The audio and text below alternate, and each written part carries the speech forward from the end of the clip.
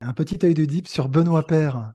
Eh oui, messieurs, tout à fait. Non, il était parti sur une tournée de trois challengers, enfin trois, oui, il y en avait deux au Mexique, je crois, et l'autre un aux États-Unis, me semble-t-il, au milieu des deux.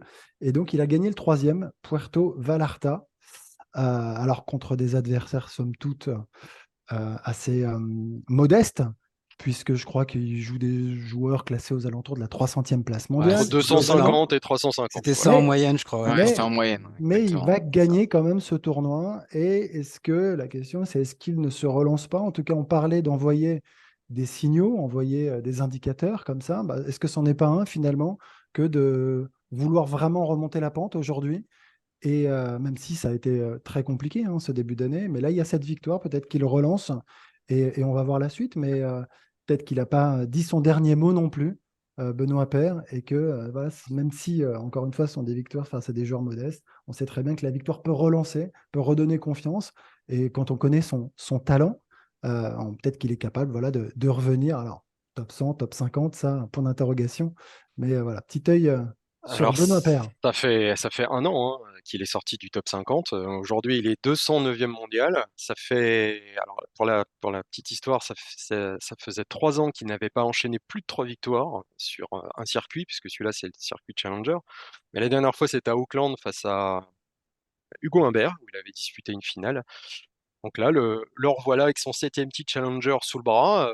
Bon, Il Avec va il va revenir faire dans un les, revanche, il va hein. revenir dans les 200 là déjà. Et il Non va. mais je sais pas quoi dire. Honnêtement, honnêtement, Tu ça penses qu'il est reste. capable de te relancer?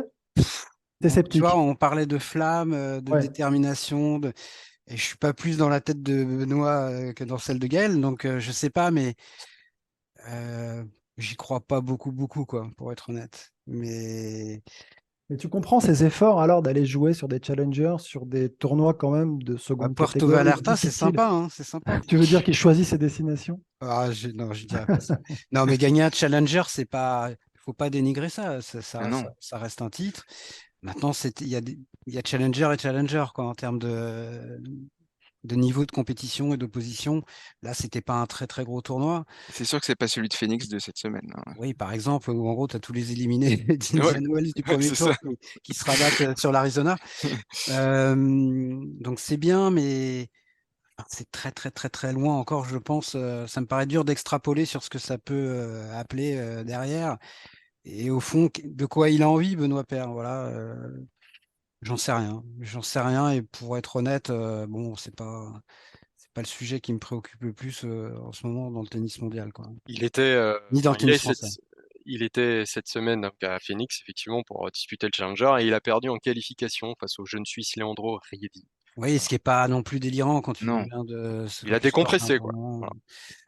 Bah, Ah, un truc il a tout même pas bête, eu le temps de tu décompresser. l'as dit toi-même, il n'a pas l'habitude non plus d'enchaîner des matchs. Mm. Il a Enfin, ça complètement faisait un perdu cette moment. habitude-là. Donc, Ouais, et puis je sais pas combien, il y a eu un jour même pas de battement entre les deux, sur phases différentes, un Suisse, Riedli, qui joue pas mal en ce moment en Mm. plus. Donc c'était pas si évident que ça. Ce qui me rendrait peut-être un peu optimiste pour lui, c'est que c'est s'il retrouve un truc fondamental, et notamment pour des joueurs pour tous les joueurs, mais pour des joueurs comme lui avant tout, c'est le plaisir de jouer. S'il va sur les tournois en se disant je veux gagner tant et tant, et puis c'est tout, ça suffira pas. S'il retrouve du plaisir et que les victoires sont au rendez-vous, oui, il a le potentiel pour revenir dans le top 100.